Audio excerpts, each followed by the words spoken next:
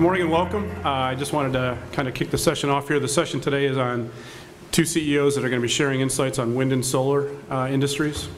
Very powerful speakers. Ron Resch is the president and CEO of Solar Energy Industries, the national trade organization for America's solar energy industry. During his 11-year tenure at SEIA, solar has experienced record-breaking growth, becoming one of the fastest growing industries in the United States with more than 6,100 companies and nearly 175,000 employees. Ron has more than 20 years of experience in the public and private sector working on clean energy development and climate change issues. In addition to serving as Vice President for the Natural Gas Supply Association, Ron also served as Program Manager at the EPA's Climate Protection Division during the Clinton administration.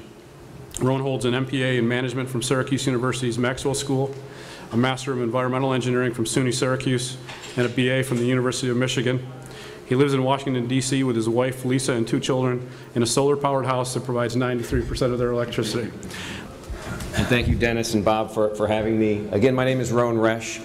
I run a group called the Solar Energy Industries Association. We're the National Trade Association. We're based in Washington, D.C., but we have chapters throughout the entire country.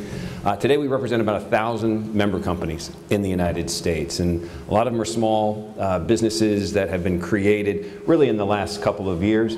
But what's, I think, perhaps most important is that we're seeing this industry grow and grow very, very rapidly.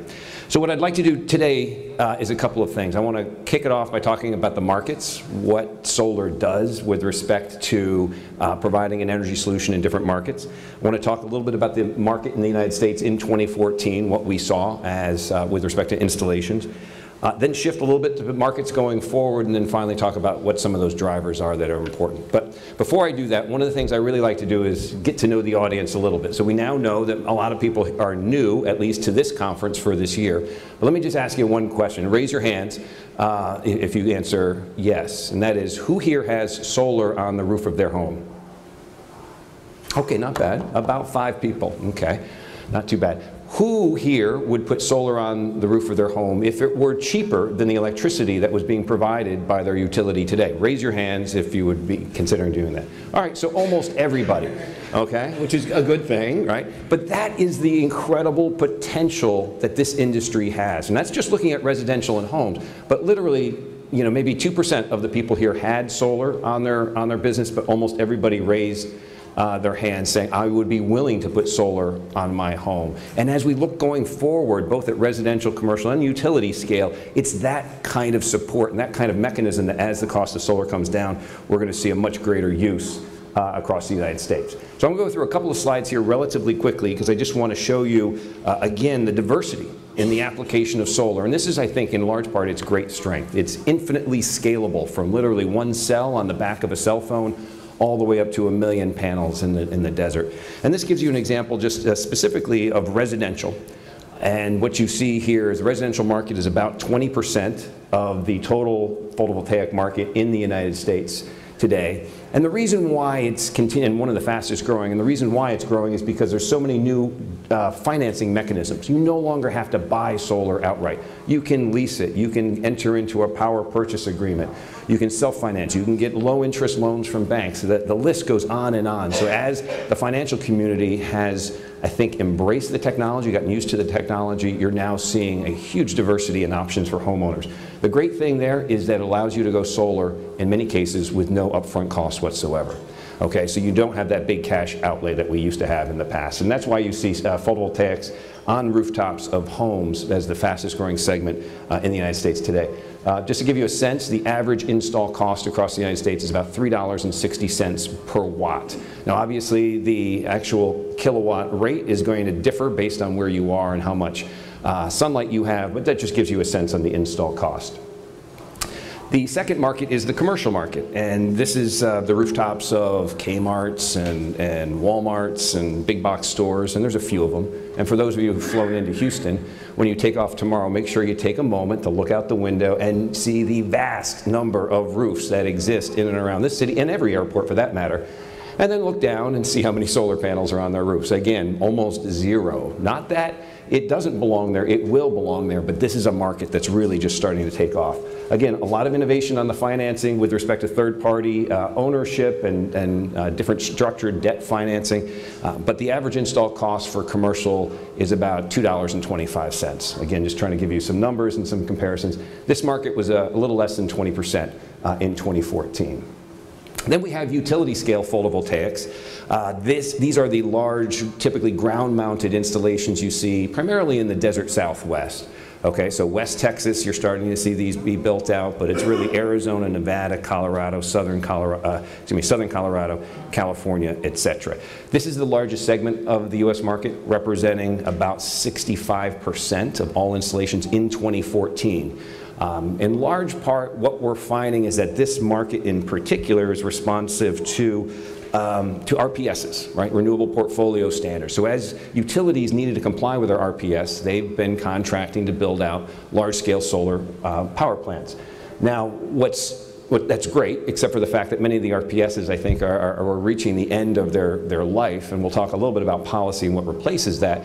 But what we're also seeing now are independent power producer solar power plants. So there was 4 gigawatts of contracts signed this year for IPPs, and specifically these are projects that compete favorably to natural gas IPPs, and utilities are entering in these contracts because solar is the lowest cost option. So it's no longer necessary in many of the markets that you have a driver, which is a mandate on the utility. You're finding that the cost effectiveness of solar is now at a point where we can compete with natural gas. So very exciting development for sure. The last technology I want to talk a little bit about is concentrating solar power. Again, this is utility scale. This is solar thermal, which in this case we're using power towers. All these little gray areas here are mirrors, heliostats, that are focused on the power towers to generate very high temperatures, and then you run a standard power block. This last year in 2014, the biggest year ever for CSP, about 770 megawatts were installed, and we now have about 1.7 gigawatts of CSP installed throughout the United States. A little different, more expensive than photovoltaics, quite a bit more expensive, but has at least today a much better storage option. So you tend to find a power plant that's CSP have at least 2, maybe 4, and in some cases 8 hours of thermal storage. So providing firm dispatchable peak electricity. Very desirable for utilities. But again, a technology that has kind of a checkered future going forward. We're just going to have to see from financing and technology improvements. They have just not been able to lower the cost as quickly as PV, and subsequently PV is the technology of choice. So let's shift a little bit into what happened in 2014. This is a comparison of previous years, and what you see here are the different market segments. So residential, commercial, utility scale, and then CSP on top. And I think one of the little takeaways, although it's kind of hard to see, is that in 2014, residential actually surpassed commercial in the size of its market. And that's the first time that that has happened. Again, I mentioned that residential is growing at a clip of nearly 50%, and we expect to see that continue out in the future. But just in a very similar way to what Tom had pointed out in the sense of the growth of the wind industry, you can see that it is directly correlated with policy stability. And that didn't really happen for us until 2009. So in the 2005 energy bill, we created the first tax credits for solar, but it was only a 2-year investment tax credit. And you can't build an industry on a 2-year tax credit. And even then, the residential was capped at $2,000. So it wasn't until towards the end of 2008 that we got the 8-year extension of the ITC.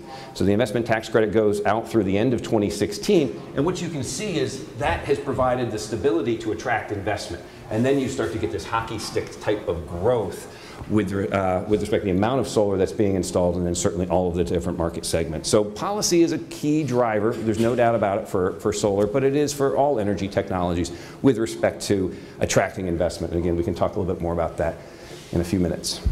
Next slide. So this is, well, the next slide, if I could pull it up, there it is, shows the breakout of the 6,100 companies in the United States that make up the solar industry. So as Tom pointed out, they have about 500 manufacturers in the U.S. for the wind industry, very similar numbers for solar, as a matter of fact. And again, we're also geographically distributed. I don't see Hawaii or Alaska on here, but yes, we do have companies certainly in Hawaii and a couple in Alaska as well. But it does show, again, the geographic diversity, and one of the takeaways I really like about this slide is to say that as an industry, we haven't just flourished in California or New Jersey. We've really found markets throughout the entire country. And in fact, in 2014, you had 20 states in the United States have an installed capacity of more than 50 megawatts of solar. So that's a big change from where we were just a couple of years ago. And again, you're seeing the job growth that occurs from it. Nearly 175,000 people work in the solar industry, as we mentioned, which is exciting. That is a very strong growth from where we were literally in 2009, where we had an estimated 15 to 20,000 people in the industry. So one of the bright spots during, obviously, the downturn in the economy. Why is this? Why have we seen the growth of solar so dramatic in the last couple of years? And that is because the prices come down just as dramatically. This again takes you back to 2001, where we were seeing an average install cost of about $10 a watt. Today, as you can see here, we're just over $2 a watt. So nearly an 80% decrease in the average install cost of solar. This isn't just panels. These are panels, these are inverters, these are the balance of systems, the racking. This is utility, commercial, and residential. So again, great to see, obviously, that we are keeping our promise in the sense of as we scale up as an industry, the cost is coming down and subsequently the markets grow. So looking forward to 2015, we expect this to be another strong year. As I pointed out, the ITC does expire at the end of 2016, and we are starting to see companies start to, let's just say, do the rush to get their projects online, mostly at the utility scale. But when you look at the market overall, we're looking at about 8.4 gigawatts of photovoltaics that are going to be installed. Again, we did about 6.2 this last year, so this is about a 30% growth in the PV market in 2015. We will see some utility scale concentrating solar power come on, a little over 100 megawatts this year. But one of the little nuggets, I think, which is really interesting. We got the President to mention it in the State of the Union last year, when he mentioned the fact that we were installing a new solar system every 4 minutes in the country. You may remember from the State of the Union, he mentioned that, and that's kind of a, wow, that's an interesting stat. We're now down to every 2.5 minutes. And by 2016, we're looking at installing a new solar system every 90 seconds. So what you're starting to see is an accumulation, not just in megawatts, but in the number of solar systems that exist in this country. And what's important there, again, is to look at the political ramifications of how do you keep the ITC going. Well, if you don't have a relationship with a solar system on your roof or know somebody working solar, by installing so many systems around the country, you're starting to get that presence, that visible presence that this industry actually exists. I mean, one of the toughest things we have, Tom, is the fact that our stuff goes up on a roof, you know, and a lot of people aren't really looking at the roof, so you don't really always see the solar system as you're driving around. But more and more, you're starting to see the application of solar in many, many different areas. And I think that's really going to play, in large part, into our success for extending the ITC and other important policies.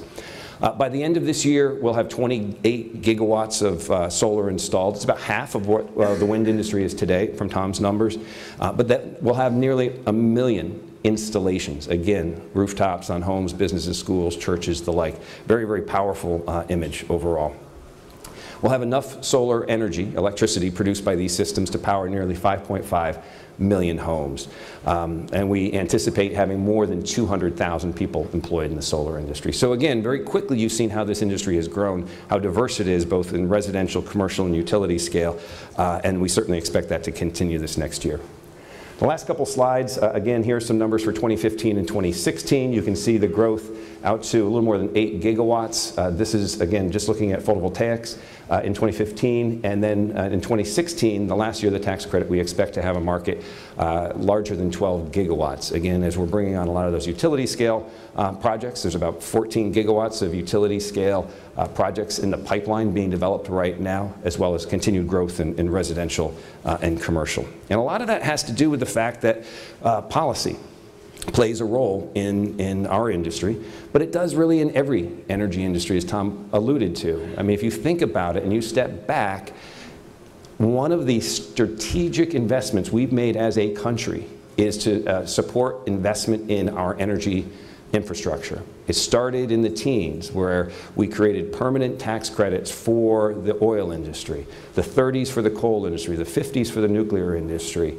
And it wasn't until 1994 or so that the production tax credit was created, and then 2005 the investment tax credit was created. But what I want to point out is we created permanent incentives for those industries, and the reason why is we wanted to attract investment. We wanted to scale those up. And if you look at some of the historical events of this country and how energy has played an important role, you realize that that investment has been essential for our success, both in the sense of growing the economy, being able to scale up and produce tanks, planes, vehicles for World War II and beyond. And ultimately, we as a country have made those strategic investments in energy, and that has allowed us to thrive.